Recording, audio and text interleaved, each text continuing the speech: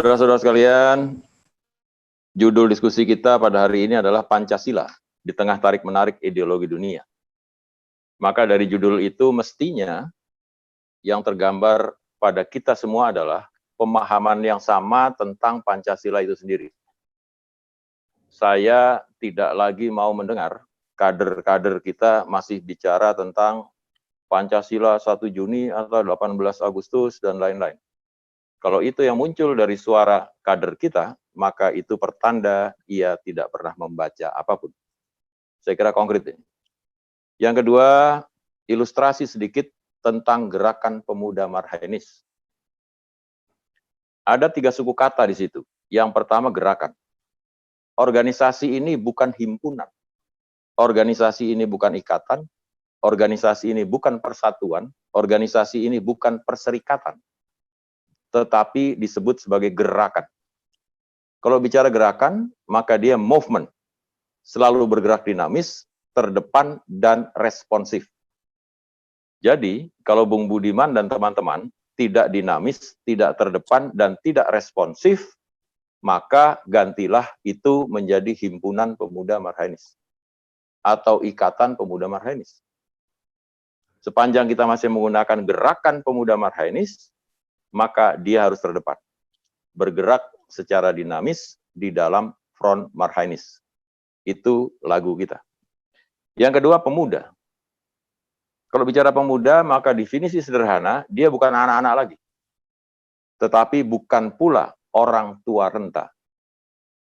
Maka syaratnya adalah, kalau bicara pemuda, dia pasti selalu optimis dan produktif. Orang boleh mengatakan, sekarang tidak ada sekolah, sekarang tidak ada kuliah, semua Zoom. Tetapi harus dimaknai tetap produktif. Harus dimaknai tetap optimis. Jangan kemudian lulus di wisuda, tetapi tidak memahami satu mata kuliah pun. Karena dosen, dekan, dan rektor pasti memberikan nilai bagus semua. Karena tidak pernah bertatap muka. Ini juga persoalan. Suku kata yang ketiga adalah Marhainis. Marhainis adalah penganut ajaran Marhainisme. Itu kata Soekarno. Marhainis adalah penganut ajaran Marhainisme. Jadi, gerakan pemuda Marhainis adalah gerakan pemuda yang menganut ajaran Marhainisme. Yang berjuang menurut petunjuk ajaran-ajaran Marhainisme. Berjuang dengan bersama-sama, mengorganisir berjuta-juta kaum Marhain yang tersebar di seluruh tanah air. Saya kira memahami organisasi kita, Gerakan Pemuda Marhainis, mengharuskan kita memahami tentang pokok-pokok ajaran Bung Karno.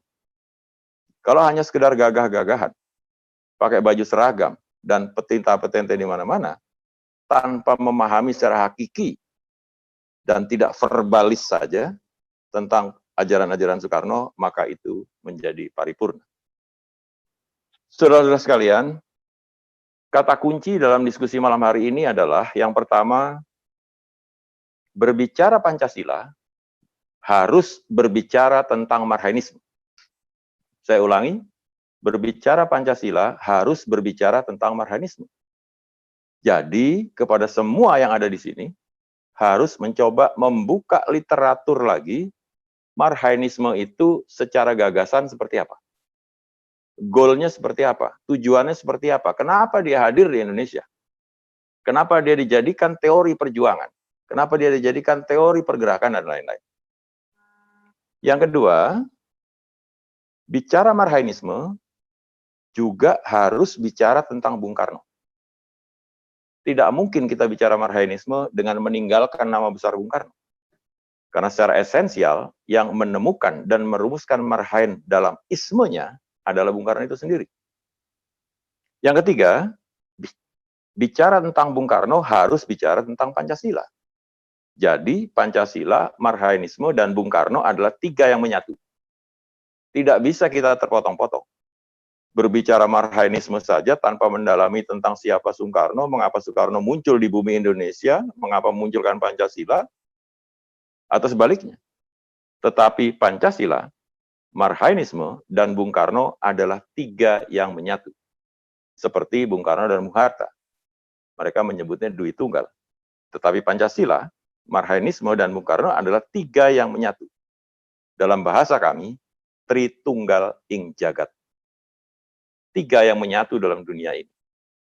Untuk memahami tiga objek tersebut, harus paham tentang geopolitik Indonesia, sejarah, falsafah, dan budaya Nusantara secara utuh. Jadi, saya ulangi, mempelajari Pancasila jangan sepotong-sepotong. Jangan hanya bicara verbal saja, walaupun verbal juga perlu. Tetapi esensinya, semangatnya, harus lebih kita coba perdalam. Saudara-saudara sekalian, saya mencoba mengkaitkan hubungan antara Bung Karno dan Pancasila. Saya kira ini penting, karena tidak mungkin bicara Pancasila tanpa menyebut nama Soekarno. Yang pertama dalam konteks sejarah. Bung Karno dalam fakta sejarah selalu memainkan peran penting sebagai asbabun nuzul. Bung Hermawansah sangat paham dengan istilah asbabun nuzul. Asbabul wuruj dan kausa prima atau penyebab utama lahirnya Pancasila sebagai dasar negara Indonesia. Saya menjadi aneh ketika orang mengatakan bahwa ada juga masih bangsa Indonesia yang meragukan Pancasila. Yang kemudian masih berdebat bahwa Pancasila itu bukan disebabkan secara utuh oleh Bung Karno. Padahal jelas dari rentetan sejarah panjang Indonesia, kausa prima penyebab utama lahirnya Pancasila adalah Bung Karno. Ini harus ditanamkan betul. Agar kader-kader GMNI, kader-kader GPM tidak sesat memandang konteks itu.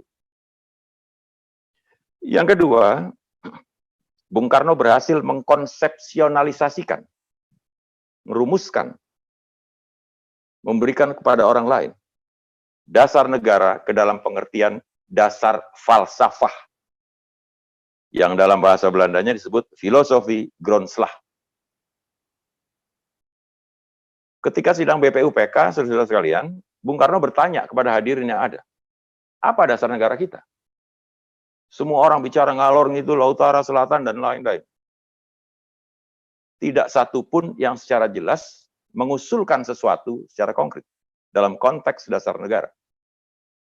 Karena Bung Karno mengatakan pada waktu itu, kalau besok kita merdeka, dasar negaranya apa? Orang terkaget-kaget karena tidak mungkin pertanyaan itu muncul seperti itu. Selain sebagai dasar falsafah, Bung Karno juga memunculkan sebagai pandangan komprehensif dunia atau Weltanschauung secara sistematis, solid, dan konheren. Anda bisa bayangkan tahun 45 ketika sidang BPUPK, Bung Karno baru berusia 45 tahun. Dengan Bung Hermawansah pada hari ini, mungkin lebih tua Bung Hermawansah. Tetapi Bung Karno pada usia 44 tahun sudah mampu merumuskan banyak hal, termasuk mengantarkan Indonesia kepada pintu gerbang kemerdekaan.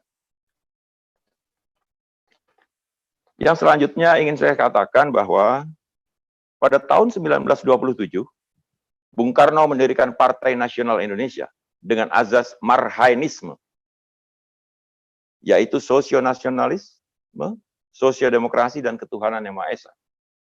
Kemudian menjelma menjadi Pancasila dalam pidato tanpa teks 1 Juni 45 di sidang BPUPK yang dikenal dengan pidato lahirnya Pancasila. Anda bayangkan, 1927, Bung Karno umur 26 tahun. Sudah mampu mendirikan Partai Nasionalis Indonesia yang memenangkan pemilu tahun 55. Terbayang nggak tuh seperti itu? Umur 26 tahun, bikin partai, lalu menang dalam pemilu tahun 55.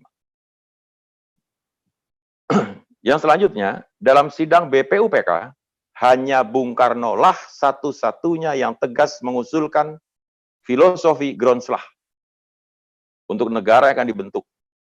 Beliau jelas-jelas menyebut sebagai Pancasila, bukan orang lain. Jadi kalau perdebatan persoalan Pancasila miliknya atas dasar Soekarno, maka kita tidak harus bingung menjawabnya, kita bicara sejarah, kita bicara fakta, faktual, dan lain-lain. Saking gregetnya Bung Karno dan yakin terhadap filosofi bangsa Indonesia Pancasila, pada 17 Mei 56, Bung Karno di depan Kongres Amerika, umur 55 tahun, menguraikan Pancasila sebagai the five guiding principle of our national life. 5 guidance untuk membangun Indonesia. Di depan Kongres Amerika. Luar biasa itu. Kemudian pada 30 September 60, Bung Karno di depan sidang umum PBB, bayangkan itu, mengatakan bahwa Indonesia tidak dipimpin oleh paham atau poros liberal dan komunis. Seperti yang disampaikan Bung Sandi tadi. Saya Pancasila, saya tidak liberal, saya tidak komunis. Padahal di dalam teori politik Bertrand Russell, dia menulis di dunia ini hanya ada 2 kekuatan besar. Yang satu liberal, yang satu komunis. Maka Bung Karno mengatakan Pancasila ada di tengahnya. Dia tidak mau disetir oleh liberal, tidak mau disetir oleh komunis. Maka Pancasila yang akan mengendalikan liberalisme dan komunisme. Saya kira kalimat-kalimat itu begitu menyentak seluruh yang hadir pada sidang PBB itu. Akhirnya Bertrand Russell mengatakan dengan jujur bahwa Pancasila yang dirumuskan oleh Bung Karno sebagai sintesis kreatif dari ideologi dunia. Russell menyebut Pancasila sebagai satu alternatif isme di dunia. Selain komunis, sosialis, dan liberalis. Saya kira ini luar biasa. Dan beliau menyebut Soekarno sebagai the great thinker in the East. Orang hebat, pemikir hebat dari timur. Coba Anda bayangkan. Saudara-saudara sekalian, saya menukik pada apa yang kita rasakan, yang kita lihat, kita dengar di kehidupan bangsa akhir-akhir ini. Paling tidak 1-2 tahun terakhir. Kita punya video masing-masing, kita punya HP masing-masing, kita bisa lihat dengan jelas, tegas. Yang pertama, misalnya, wawancara singkat dari seorang reporter, mulai dari anak SD, SMP, SMA, mahasiswa, tentara, polisi, pegawai negeri, orang tua. Disuruh mengucapkan Pancasila 1, 2, 3, 4, 5, hampir semuanya nggak ngerti. Ini fakta. Fenomena apa ini? Fenomena apa ini? Saya mengartikan bahwa kondisi sekarang kita sedang masuk dalam fase kritis dan krisis dalam berbangsa. Nah, kondisi kritis dan krisis dalam ruang dan waktu ini adalah ruang masuknya ideologi lain yang selalu merongrong Pancasila, yang selalu menggoda Pancasila, yang selalu ingin menghancurkan Pancasila. Saya ulangi, ruang krisis dan kritis seperti ini menjadi pintu masuk dari banyak ideologi lain, banyak kepentingan negara lain. Apakah itu khilafah, apakah Hizbut Tahrir, apakah intoleransi, ISIS, dan lain-lain, Wahabi, dan lain-lain. Ini konkret. Jadi kalau Anda semua tidak berperan apapun dan membiarkan itu terjadi di Indonesia, sama saja mempersilahkan semua ideologi lain dan kepentingan negara lain merongrong dan merusak bangsa kita. Yang kedua, banyak ceramah, apakah agama, apakah politik, dan lain-lain, yang justru memperuncing perbedaan dan menjauhkan toleransi. Jauh dari toleransi dan paham keberagaman. Ini akan membuka disharmoni dan polarisasi.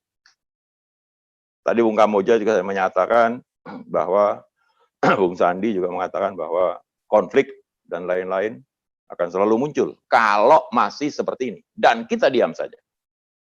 Dapat video itu malah kita share kepada grup GPM. Malah kita share kepada grup GMNI. Mestinya dibuang saja. Ini juga penyakit kita. Kita tidak pernah mau mencari sumber data yang betul. Lalu kita sosialisasikan itu secara masif. ikut serta di dalam sistem yang mereka susun. Tersebar info 1-2 tahun terakhir bahwa BUMN, kementerian, lembaga terpapar paham radikal dan khilafah, termasuk KPK. Ini sinyal lampu merah. Sinyal lampu merah bagi persatuan dan kesatuan bangsa, bagi keutuhan bangsa Indonesia.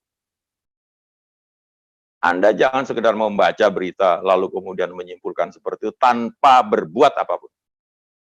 Kalau itu yang terjadi, Anda termasuk orang yang merongrong Pancasila. Kehidupan semakin hedonis, individualis, bebas tanpa norma, kapitalis semakin merebak. Budaya Nusantara dipertaruhkan. Tadi sudah disebut oleh Bung Budiman, sudah disebut juga oleh Bung Ketua DPD GMNI. Saya kira saya sepakat. Sistem politik yang semakin jauh dari akar bangsa. Bung Budiman juga tadi menyampaikan. Siapa yang punya duit bisa jadi anggota DPRD, jadi anggota DPR, dan lain-lain. Padahal semangat gotong royong, semangat musyawarah, dan lain-lain sudah dibangkitkan sejak lama. Tapi kita lupa. Kita tidak terasa menyusun aturannya seperti itu. Lalu kita masuk di dalam skenario besar dunia yang menghancurkan Republik ini. Masih ada sampai hari ini, saudara-saudara sekalian, yang mempermasalahkan Pancasila. Yang meminggirkan peran Soekarno. Yang mengecilkan dan memaknai Soekarno untuk dihilangkan. Dan kita bisa baca dari sejarah, desoekarnoisasi pada tahun 1968 dan seterusnya. Gimana peran-peran Bung Karno memang sengaja dihilangkan dalam konteks sejarah, khususnya Pancasila. Lagi setengah tahun lalu saya mendapat video tentang anak kecil. Ada tulisan Arab di sini bahwa senapan plastik, lalu ada orang tua pakai pisau begini-gini kan, menantang negara, menantang pemerintah, menyebut kafir, menyebut togut dan lain-lain. Ini disengaja untuk menghancurkan persatuan, kesatuan yang sudah terus dibina di Indonesia. Kalau kemudian kita bertanya, kenapa bisa terjadi seperti itu? Apa sebetulnya yang terjadi di negara kita sehingga perilaku seperti itu berkembang begitu hebat?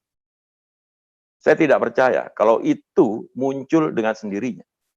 Saya lebih percaya itu diskenariokan oleh kekuatan besar yang memang akan menghancurkan Republik. Jangan kemudian Anda mengatakan, biasa aja tuh Pak. Oh, nggak bisa. Sesuatu yang salah di lingkungan kita, itu adalah produk dari agen-agen yang memerankan itu. Skala makro, ingin saya sebutkan, sama dengan Pak Kamboja tadi, kita sedang kehilangan tokoh panutan. Dan pemimpin yang membanggakan. Siapa tokoh panutan kita? Tidak satu pun kita mampu menjawab. Siapa pemimpin yang membanggakan kita? Tidak juga kita mampu menjawab. Ketika saya kecil dulu, sampai dengan mahasiswa, ketika saya ditanya, siapa tokoh yang kau banggakan? Dengan gagah saya bilang, Bung Karno. Tetapi sekarang, orang ditanya seperti itu, tidak juga menjawab. Ada apa sebenarnya ini? Lalu kemudian, hilangnya kepercayaan pada lembaga dan pemimpinnya. Ngeri nih, Pak. Ketika lembaga sudah kehilangan kepercayaan, ketika pemimpin lembaga itu sudah kehilangan kepercayaan, maka sebenarnya sedang terjadi proses delegitimasi yang masif di tengah masyarakat.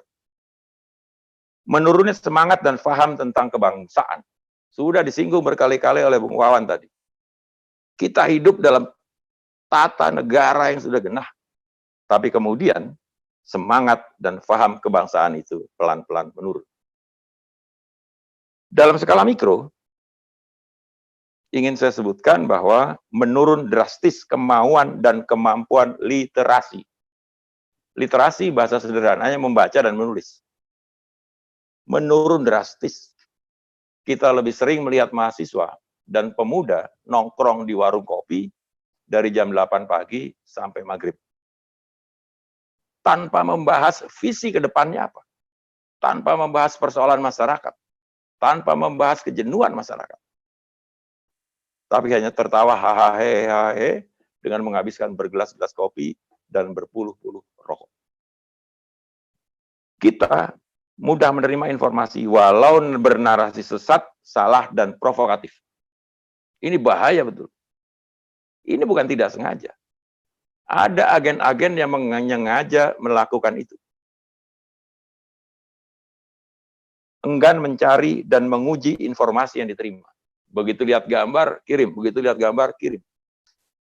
Langsung percaya dan menjadi pengekor setia atas berita hoax. Saya ulangi, pengekor setia. Jadi kalau musimnya lagi orang menghujat siapa, terus seperti itu. Padahal selaku intelektual, GPM, GMNI, dan lain-lain, mestinya mampu menyaring semua berita secara objektif. Diskusi, ruang-ruang diskusi berubah menjadi ruang ngerumpi di warung kopi. Ini saya kira catatan khusus buat saudara-saudara sekalian. Sekali-sekali di warung kopi silahkan, tetapi kalau sudah tiap hari, tanpa wujud, tanpa bentuk, tanpa visi, tanpa misi apapun, maka sama dengan menghilangkan waktu yang sangat berharga untuk membangun bangsa dan negara. Tidak pernah berkeinginan sebagai agen perubahan, tetapi hanya mengikut dan mengekor dari apa yang terjadi. Saudara-saudara sekalian, izinkan saya menyatakan ideologi lain yang merongrong Pancasila. Tadi disebutkan oleh Russell, Bung Karno mengatakan Indonesia, atau dalam hal ini Pancasila, tidak dipimpin oleh paham poros ideologi liberalis dan komunis. Artinya sebenarnya ideologi yang merongrong kita termasuk di dalamnya komunis dan liberalis. Yang kedua, paham lain, ideologi lain yang bertopeng agama. Saya ulangi, paham yang bertopeng agama. Agar dapat simpati rakyat, padahal akan menghancurkan negara itu secara sistematis. Apakah khilafah, apakah Wahabi, apakah ISIS, apakah Hizbut Tahrir, dan lain-lain. Ingat, sejarah kehancuran Libya, Suriah, Afghanistan, Yaman. Saudara sekalian, Libya itu luar biasa. 90% rakyatnya cinta Muammar Gaddafi. Rumah sakit gratis, pendidikan gratis, rumah mewah gratis. Apalagi yang gratis? Naik bis gratis, sekolah gratis. GDP-nya itu nomor 1 di dunia.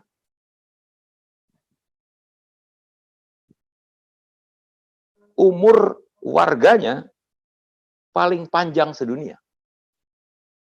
Tetapi ternyata 10% dari warganya bisa dikipasin oleh ideologi lain, bisa dipanas-panasi oleh negara lain, menghancurkan Libya. Dan membunuh Muammar Gaddafi dengan sadis. Kalau Anda lihat potongan filmnya, luar biasa. Betapa Gaddafi, pahlawan Libya, dipermalukan di dunia. Ini bukan tidak sengaja, ini disengaja. Apakah kita mau seperti itu?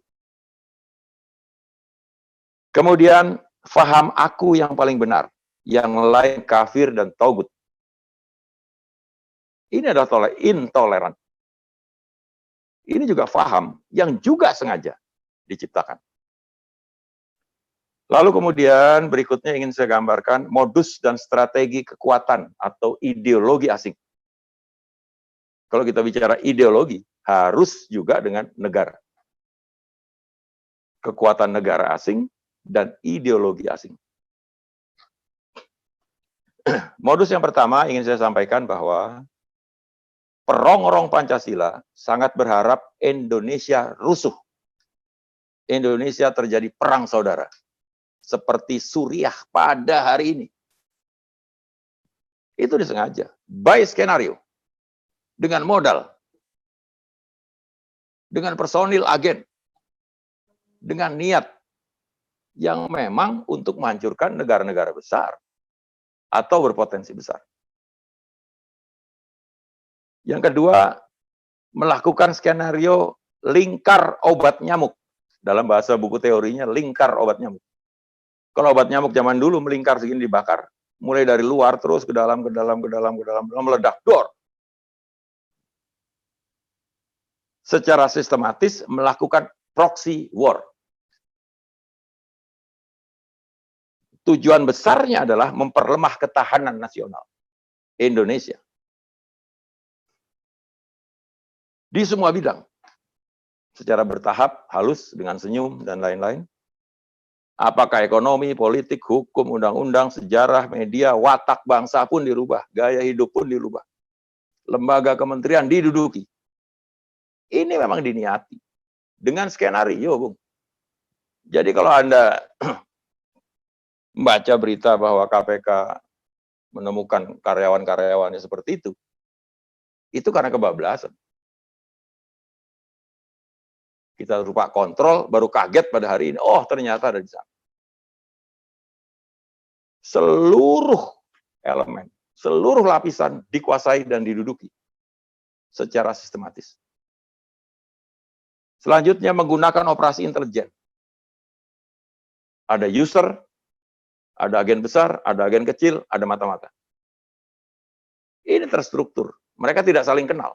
Mereka hanya kenal kepada user besar. Tugasnya sederhana dalam bahasa pendek. Cipta kondisi dan sabotase. Jadi kalau Anda lihat ada demo besar, itu bagian dari cipta kondisi dan sabotase untuk merongrong bangsa Indonesia. Perongrong Pancasila juga masuk pada sendi-sendi kehidupan bernegara. Memainkan peran sesuai dengan topeng yang dipakai. Ada yang jadi tokoh negarawan, ada yang jadi dosen, ada yang jadi pengamat, ada yang jadi pejabat, ada yang jadi eksekutif, legislatif, yudikatif, ada yang kerja di bank, ada yang jadi pemain film, dan lain-lain. Semua sendi kehidupan bernegara dia masuk. Sehingga kadang-kadang kita terkaget-kaget. Kenapa terkaget-kaget? Karena gerakan mereka sudah berpuluh-puluh tahun lalu dimulai. Dan kita baru kaget sekarang. Ketika masif dia seperti itu. Yang selanjutnya adalah masing-masing bergerak untuk menumbuhkan rasa benci, curiga, buruk sangka antar anak bangsa, antar suku, ormas, ulama, pengamat, kampus, parpol, dan lain-lain. Mereka menyengaja. Saya ribut dengan Bang Budiman ribut dengan Wawan ribut dengan Sandi, terus seperti itu. Saling curiga. Mereka berharap akan muncul struktur masyarakat Indonesia yang sinis, ambisius, sadis, dan anti kebersamaan. Luar biasa. Mengerikan. Yang kemudian, apa yang harus dilakukan? Kalimat saya pendek. Lawan sekarang, atau tidak sama sekali. Kepada rekan-rekan GPM, GMNI, PAGMNI, perintah saya jelas. Lawan sekarang atau tidak sama sekali. Kalau Anda memilih tidak sama sekali, keluar dari organisasi. Kalau Anda memilih lawan sekarang, mari bergandengan tangan, kita selesaikan dengan benar. Bagaimana caranya? Himpun kawan sebiduk, seiring, sefaham, yang tidak ragu pada Pancasila sebagai dasar NKRI. Kuatkan, besarkan organisasi kita, GPM, GMNI, dan lain-lain. Tingkatkan kapasitas anggota. Jadilah insan terbesar terdepan pembela Pancasila dan NKRI. Berani mengatakan dengan lantang, Pancasila adalah dasar negara yang sudah tuntas. Dalami terus makna hakiki dan roh Pancasila itu sendiri. Yang selanjutnya, pesan khusus kepada DPC GPM Ketapang. Khusus ini, karena mereka yang menyelenggarakan pertemuan ini. Jangan takut dan jangan diam. Karena diam berarti melakukan pembiaran.